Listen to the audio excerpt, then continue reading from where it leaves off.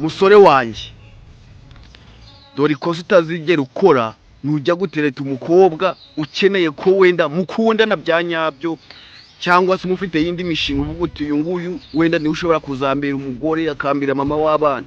Dore ikosa utazigera ukora nujya kumutereta. Ikintu cya mbere uzirinda, uzitondera ku muntu ushaka ko mukundana urukundo rwa nyarwo mukamarana iminsi, uwo mukobwa uzirinde kumumenyeza amafaranga rwose, uzirinde kumuha amafaranga, cyangwa se ugende ushake ko buri gihe cyose muhuye ushaka kumuha amafaranga, ushaka kumugurira ibintu bihenze.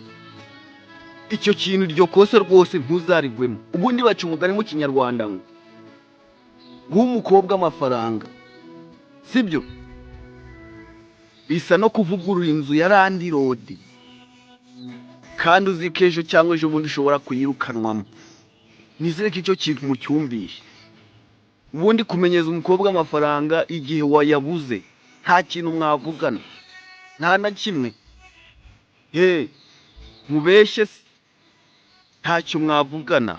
Icyo umenyeje umwana rwose biba bisaba ngo ukomeze ukimuhe. Ibwo rero niba ushaka urukundo rukomeye rwose irinde gutereta witwaje amafaranga. Icyo cyo tucyumvikana, wari ubusore bwikwega rwose ngo bukikwega rwose bukerekana ko ufite amafaranga kandi ntayo ari bwabwiyemeza. Icya kabiri, irinde kwiyemera. Gendera mu nzira zawe rwose, mbese ukora ibintu biri ku rwego rwawe. Cya kintu ejo cyangwa ejo bundi umuntu yagutungura rwose ukaba wanagikora.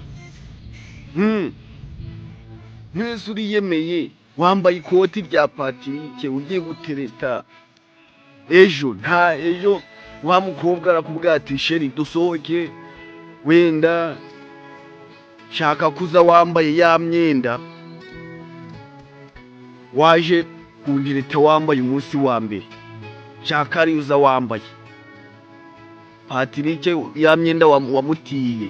Patirike yarimutse nta kiba muri iyo karitsiye, urayikura he? Rurasenyutse sibyo?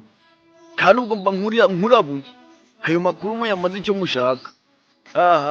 Hagati aho, niba wifuza gutuma ibikoresho mu mahanga, Easy Technology Limited irahari kugira ngo ibigufashe. Mubahamagare kuri nimero cyangwa se basure kuri office, bakora i Kigali, bafite office Kigali hafi yo kwa Makuza. Bagereho rwose ubatume ibikoresho byawe bikugereho ku mutekano.